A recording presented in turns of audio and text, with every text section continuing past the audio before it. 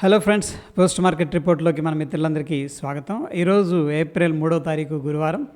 మొత్తం మీద నిఫ్టీ అయితే కామ్గా కోర్స్ నెగిటివ్లో క్లోజ్ అయింది. బట్ మనం ఎక్స్పెక్ట్ చేసిన దానికంటే కూడా బెటర్గా క్లోజ్ అయిందని చెప్పేసి చెప్పుకోవచ్చు. ఈరోజు మార్కెట్స్ పడిపోయినాయి. దానికి గల కారణం మనందరికీ తెలిసిందే. కానీ ఈరోజు బౌన్స్ అవ్వడానికి కూడా కొన్ని కారణాలు ఉన్నాయి. అవేంటనేది చూద్దాం. ముందుగా సెక్టర్ పర్ఫార్మెన్స్ అనేది మనం పరిశీలన చేసినట్టయితే చూడండి, pharma, health care index, PSU bank and media entertainment అనేది కోర్స్ బ్యాంక్ నిఫ్టీ కూడా పాజిటివ్లో క్లోజ్ అయింది. యాక్చువల్గా యూఎస్ ఏంటంటే రెసిప్రోకల్ టారిఫ్ అనేది ఇండియా మీద విధిస్తున్నాం. అది కూడా డిస్కౌంటెడ్ రెసిప్రోకల్ టారిఫ్ అనమాట. అంటే ఏంటి అంటే యూఎస్ నుంచి ఏదైతే గూడ్స్ అనేది ఇండియాలో సేల్ అనేది జరుగుతుందో వాళ్ళు చెప్పడం ఏంటంటే 50% పైన ట్యాక్స్ అనేది అంటే ఈ యొక్క ఎక్స్ట్రా టారిఫ్ అనేది విధిస్తున్నారని చెప్పేసి వాళ్ళు మెన్షన్ చేయడం జరిగింది. మేమంత కాదు, 26% విధిస్తున్నాం ఇండియా మీద అని చెప్పేసి చెప్పడం జరిగిందనమాట. అందుకని మార్కెట్స్ అన్నీ కూడా ప్రెషర్లోకి వెళ్ళిపోవడం అనేది జరిగింది. అంటే ఏం జరుగుతుందంటే, ఫర్ ఎగ్జాంపుల్ ఇండియా నుంచి ఏదైనా గూడ్స్ యూఎస్లో సేల్ చేయాలంటే ఇప్పుడు ఒక వస్తువు 100 రూపాయలు అనుకోండి, అంటే 126 రూపాయలు పెట్టి యూఎస్ సిటిజన్స్ అనేది కొనుక్కోవాల్సి ఉంటుంది. అయితే ఇందులో భాగంగా కొన్నిటికి ఎగ్జంప్షన్ ఇచ్చారనమాట. అంటే వాటి మీద ఈ యొక్క ఎక్స్ట్రా టారిఫ్ అనేది లేకుండా చేశారు. అటువంటి వాటిలో ఫార్మా అనేది మెన్షన్ చేశారు.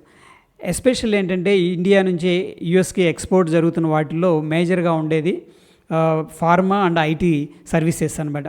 ఫార్మాలో కూడా జనరిక్ మెడిసిన్స్ అనేది సేల్స్ అనేది జరుగుతూ ఉంటాయి యూఎస్లో ఎక్కువగా, కెనడా కానీ యూఎస్ కానీ. అయితే జనరిక్ మెడిసిన్స్ వాళ్ళకి ఒక అడ్వాంటేజ్ ఉంది. అదే ఒక నాన్ జనరిక్ మెడిసిన్ బై చేయాలనుకోండి, జనరిక్ మెడిసిన్ యొక్క కాస్ట్తో కంపేర్ చేసినప్పుడు మినిమం 2x నుంచి 10x దాకా కూడా ఉండే అవకాశం ఉంది. అంటే ఒక మెడిసిన్ 100 రూపాయలు అనుకోండి జనరిక్ దాంట్లో, అది 1000 రూపాయలకు కూడా ఉండొచ్చు అనమాట నాన్ జనరిక్ దాంట్లో కొనాలంటే. అందుకని యూఎస్ ఏంటంటే అది హెల్త్ కేర్కి సంబంధించింది, కొంచెం sensitive. At the same time ఏంటంటే వాళ్ళకి అవసరం చాలా ఎక్కువగా ఉంది జనరిక్ మెడిసిన్స్.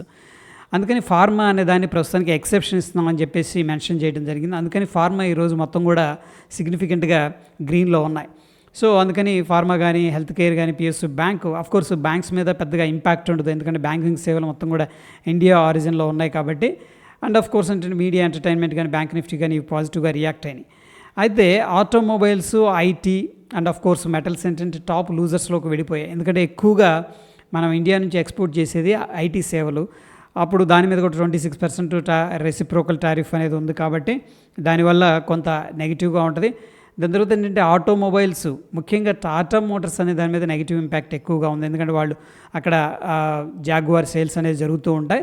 నెక్స్ట్ యూఎస్ ఏంటంటే చాలా వాటికి ఇండియా నుంచి కాంపోనెంట్స్ అనేది 26% దాకా ఇంపోర్ట్ చేసుకుంటూ ఉంటుంది. ఏది ఒరిజినల్ ఎక్విప్మెంట్స్ అనేది ఆటో పార్ట్స్ అనమాట. సో అందుకని దాని మీద కూడా రెసిప్రోకల్ టారిఫ్ అనేది ఉంది కాబట్టి auto sector and IT sector అనేది ప్రెషర్లో ఉండటం అనేది ఈరోజు జరిగింది.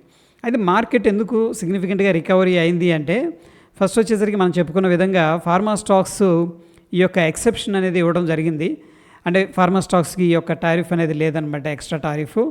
ఏషియా మనతో కంపేర్ చేసి చాలా కంట్రీస్, అన్ని కంట్రీల మీద దాదాపుగా ఏంటంటే వీళ్ళు ఈ యొక్క టారిఫ్ విధించడం అనేది జరిగింది. అయితే ఏషియాలో ఉన్న అన్ని కంట్రీస్తో కంపేర్ చేస్తే ఇండియా బెటర్ పొజిషన్లో ఉంది.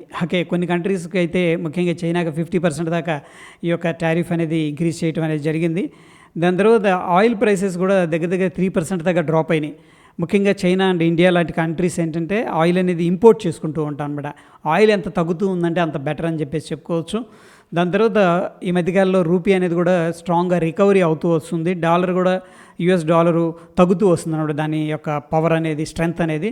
సో ఇవన్నీ కారణాల వల్ల ఏంటంటే మార్కెట్ అనేది ఈరోజు నెగిటివ్గా న్యూస్ వచ్చినప్పుడు కూడా మొత్తాన్ని అబ్జార్బ్ చేసుకొని అక్కడ నుంచి సిగ్నిఫికెంట్గా బౌన్స్ అవ్వడం అనేది జరిగింది. సో ఇక్కడ చూడండి, Trump move to except pharma for the tariff brings cheers to industry అని చెప్పేసి, అంటే ఫార్మాకి ఎక్సెప్షన్ ఇచ్చారు. సో ఐటీ అయితే పడిపోయింది రెసిప్రోకల్ టారిఫ్ వల్ల. ముఖ్యంగా ఎంఫసిస్ కానీ, కోఫోర్స్ ఈరోజు 8% దాకా పడిపోవడం అనేది జరిగింది.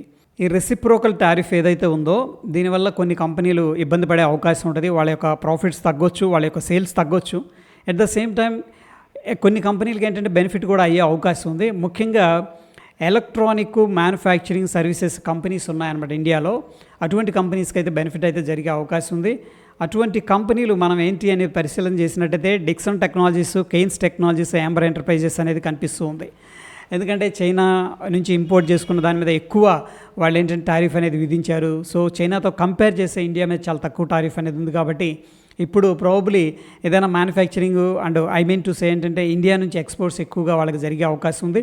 వాళ్ళు ఇండియా నుంచి కూడా ఎలక్ట్రానిక్ మ్యానుఫ్యాక్చరింగ్ సర్వీసెస్ కానీ ఎక్విప్మెంట్స్ కానీ కొన్ని ఇంపోర్ట్ చేసుకుంటూ ఉంటారు. ప్రాబ్లం ఏంటంటే ఈ కంపెనీస్ రానున్న రోజుల్లో బెనిఫిట్ తీసుకునే అవకాశం అయితే కనిపిస్తూ ఉంది. అదేవిధంగా ఈ రెసిప్రోకల్ టారిఫ్ ఏదైతే ఉందో దానివల్ల అవంతి ఫీడ్స్, ఎఫెక్స్ ప్రోజన్ అనేది ఈరోజు 17% దాకా క్రాష్ అవ్వడం అనేది జరిగింది. సో టోటల్గా ఇండియా యొక్క జీడిపి అనేది ప్రాబ్లీ 50 బేసిస్ పాయింట్ అనేది తగ్గొచ్చు అనమాట. ఓకే, సో దీనివల్ల నెగిటివ్గా ఇండియా జీడిపి అనేది ఉండొచ్చు రానున్న రోజుల్లో. ఇక నవీన్ ఫ్లోరైన్ కానీ ఎస్ఆర్ఎఫ్ అదర్ కెమికల్ స్టాక్స్ వచ్చేసరికి 6% దాకా పడిపోవడం అనేది జరిగింది. అగైన్ రీజన్ వచ్చేసరికి రెసిప్రోకల్ టారిఫ్ అని చెప్పేసి చెప్పుకోవచ్చు.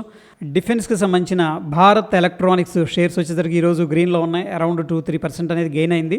రీజన్ ఏంటంటే ఇండియా యొక్క ఎయిర్ ఫోర్స్ నుంచి వీళ్ళకి 593 crores వర్త్ ఉన్న ఒక ఆర్డర్ అనేది రావడం అనేది జరిగింది. అందుకని ఇన్వెస్టర్స్ యొక్క సెంటిమెంట్ పాజిటివ్గా ఉంది. అదే తరహాలో కిర్లోస్కర్ ఆయిల్ ఇంజిన్స్ షేర్స్ వచ్చేసరికి ఈరోజు సిగ్నిఫికెంట్గా రైజ్ అవ్వడం అనేది జరిగింది. దానికి గల కారణం ఏంటంటే మినిస్ట్రీ ఆఫ్ డిఫెన్స్ దగ్గర నుంచి వీళ్ళకి ఒక ఆర్డర్ అనేది రావడం అందుకు కారణం అని చెప్పేసి చెప్పుకోవచ్చు. డాబర్ ఇండియా షేర్స్ వచ్చేసరికి 8% దాకా పడిపోవడం అనేది జరిగింది.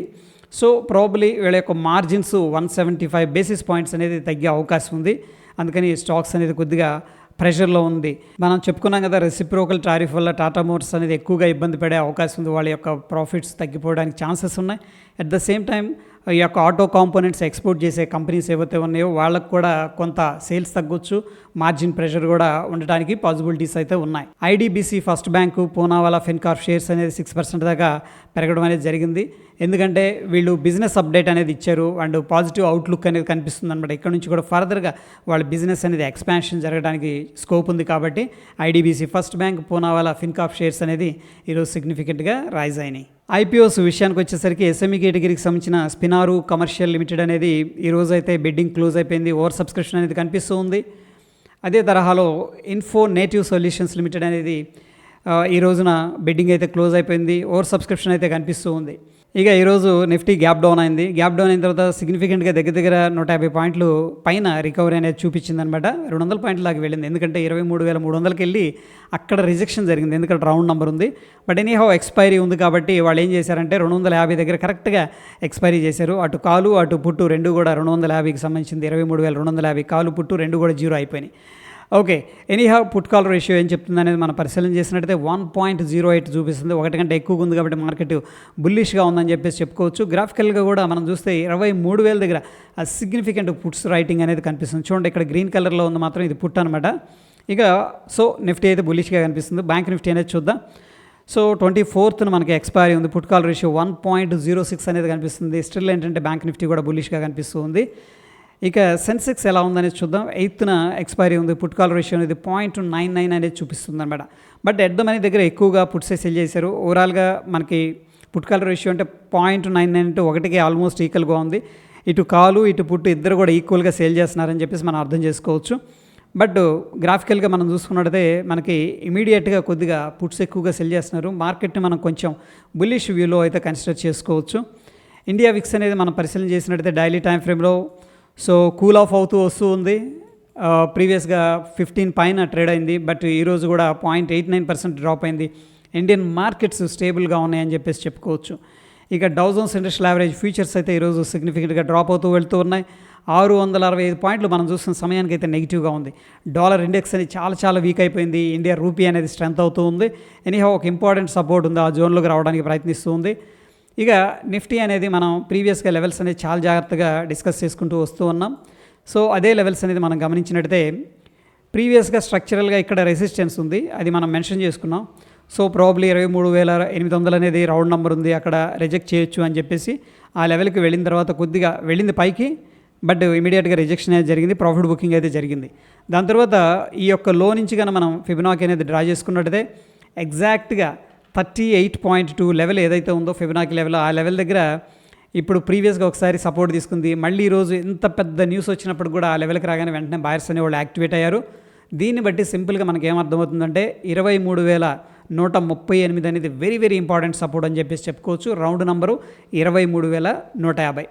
ఇక రెసిస్టెన్స్ విషయానికి వచ్చేసరికి 23,340 350 అనేది ఒక మోస్తరు రెసిస్టెన్స్ అయితే కనిపిస్తుంది. చూడండి, ప్రీవియస్గా ఇక్కడికి వెళ్ళింది, ఓపెనింగ్ ప్రైస్ అక్కడ నుంచి కూడా కిందకు వచ్చింది, మళ్ళీ కింద నుంచి పైకి వెళ్ళి అక్కడికి వెళ్ళింది, రిజెక్ట్ అయింది. సో ప్రస్తుతం ఏంటంటే సపోర్ట్ దగ్గర నుంచి పైకి వెళ్ళే ప్రయత్నం అయితే చేస్తుంది. మనం క్లియర్గా వాచ్ చేయాల్సింది 23,350. సో ఒకవేళ మార్కెట్ అనేది ఈ లెవెల్ అనేది బ్రేక్అవుట్ అయిందనుకోండి, దాని తర్వాత మనకి ఇమీడియట్గా 23,560 అనేది very important resistance level. So ప్రస్తుతం సిచ్యువేషన్లో మనకి ఎలా ఉందంటే ఒక కన్సోలిడేషన్ అనేది జరుగుతుంది. చూడండి, గమనించారు ఈ విధంగా కన్సోలిడేషన్ జరుగుతూ ఉంది. ఎవ్రీ డిప్లో కూడా బయర్స్ అనేవాళ్ళు యాక్టివ్గా చాలా స్ట్రాంగ్గా ఉన్నారని చెప్పేసి నిఫ్టీ అనేది చెప్తుంది. At the same time put call ratio కూడా మనకి బుల్లిష్ అనేది అడ్వైజ్ చేస్తూ ఉంది. ఇక బ్యాంక్ నిఫ్టీ విషయానికి వచ్చేసరికి మనం ఇంతకుముందు చెప్పుకున్నాం, as compare to Nifty bank Nifty అనేది స్ట్రాంగ్గా ఉందని చెప్పేసి. సో దానికి గల రీజన్ అయితే నేను ఒకసారి మెన్షన్ చేశాను. అగైన్ చూడండి, ఇక్కడ ఫిబొనాకీ అనేది డ్రా చేస్తున్నాను లో నుంచి హైకి. నిఫ్టీ ఏమో 38.2% రిట్రేస్మెంట్ లెవెల్ దగ్గరకు వచ్చింది. బ్యాంక్ నిఫ్టీ రాలేదు, అక్కడ దాకా రావటం కంటే ముందే ఇన్వెస్టర్స్ అనేవి రెడీగా ఉండి అక్యుములేట్ చేసుకుంటున్నారని చెప్పేసి మనకు క్లియర్గా అర్థమవుతుంది అనమాట. అండ్ బ్యాంక్స్ రెసిప్రోకల్ టారిఫ్ కానీ ఇంపాక్ట్ అనేది డైరెక్ట్గా అయితే చాలా తక్కువగా ఉంటుంది. అండ్ నెక్స్ట్ వచ్చేసరికి వాల్యుయేషన్స్ పరంగా ఇండియన్ బ్యాంక్స్, ప్రైవేట్ బ్యాంక్స్ ముఖ్యంగా ఏంటంటే మంచి ప్రైస్లో ఉన్నాయన్నమాట. అంటే చాలా రిలేటివ్లీ చీప్ ప్రైస్లో అనేది ఉన్నాయి. అందుకని బ్యాంక్స్ ప్రాబ్లీ ఇన్వెస్ట్మెంట్ జరుగుతున్నట్టు మనం అర్థం చేసుకోవచ్చు. ఇక టెక్నికల్గా ఏంటంటే 51,683 అనేది మనకి ఇమీడియట్గా ఉన్న రెసిస్టెన్స్, ప్రాబ్లీ ఆ రెసిస్టెన్స్ లెవెల్ అనేది బ్రేక్అవుట్ జరిగింది అనుకోండి, నెక్స్ట్ 52,063 వెళ్ళటానికి పాసిబిలిటీస్ అయితే కనిపిస్తూ ఉన్నాయి. సో ఇక్కడైతే ప్రస్తుతం ఉన్న సిచ్యువేషన్లో 3 రోజుల నుంచి కూడా ఎవ్రీ డిప్లో కూడా స్ట్రాంగ్గా బాయర్స్ అనేవాళ్ళు వచ్చి బాయింగ్ అనేది చేస్తూ ఉన్నారు. ఒకవేళ మీరు కూడా ఇన్వెస్ట్మెంట్ చేసుకోవాలనుకుంటే short term two long term అనేది క్వాలిటీ బ్యాంక్స్ ఏదన్నా ఉంటే కూడా ఫండమెంటల్ అనాలిసిస్ చేసి కొద్దిగా ఇన్వెస్ట్మెంట్ అనేది ప్లాన్ అయితే చేసుకోవచ్చు. సో ఇక్కడ బ్రేక్అవుట్ అయ్యింది ఫ్రెండ్స్, మనకి ఏది ఈ యొక్క రెసిస్టెన్స్ లెవెల్ కనిపిస్తుంది కదా 52,063, ఆ రెసిస్టెన్స్ లెవెల్ బ్రేక్అవుట్ అయిందనుకోండి, మనకి సిగ్నిఫికెంట్గా 53,000కి వెళ్ళడానికి అయితే పాసిబిలిటీస్ అనేది చాలా ఎక్కువగా ఉన్నాయి. ఎందుకంటున్నానంటే ఇక్కడ సిగ్నిఫికెంట్ రికవరీ అనేది కనబరిచిన తర్వాత ఇదంతా ఒక ఫ్లాగ్ లాగా అనిపిస్తుంది. నెక్స్ట్ ఫ్లాగ్ బ్రేక్అవుట్ అయిందనుకోండి, మనకి ఇంకా సిగ్నిఫికెంట్గా అప్ సైడ్ వెళ్ళడానికి పాసిబిలిటీస్ అయితే కనిపిస్తూ ఉన్నాయి. ఇక మేజర్ రెసిస్టెన్స్ విషయానికి వచ్చేసరికి 53,650 అయితే కనిపిస్తుంది. అఫ్కోర్స్ టైం తీసుకుంటుంది, అదనమాట ఉన్న సిచ్యువేషన్ ప్రకారం. ఓకే, సో ఇక్కడ నుంచి మార్కెట్స్ పైకి వెళ్తాయా లేకపోతే కన్సోలిడేషన్ తీసుకుంటాయా అని మీకేమనిపిస్తుంది అనేది కింద కామెంట్ రూపంలో తెలియజేయండి. అండ్ నేను కూడా ఎక్స్పెక్ట్ చేస్తున్నాను ఒక సార్ట్ ఆఫ్ కన్సోలిడేషన్, దాని తర్వాత ఫ్లాగ్ బ్రేక్అవుట్ అనేది జరుగుతుందని చెప్పేసి. ఇది ఫ్రెండ్స్ పోస్ట్ మార్కెట్కి సంబంధించిన అప్డేట్స్. మరొక ఇంట్రెస్టింగ్ ఎపిసోడ్ మళ్ళీ కలుసుకుందాం. వీడియో ఇన్ఫర్మేటివ్గా అనిపిస్తే తప్పకుండా లైక్ చేసి మీ యొక్క సపోర్ట్ అనేది తెలియజేయండి. ధన్యవాదాలు.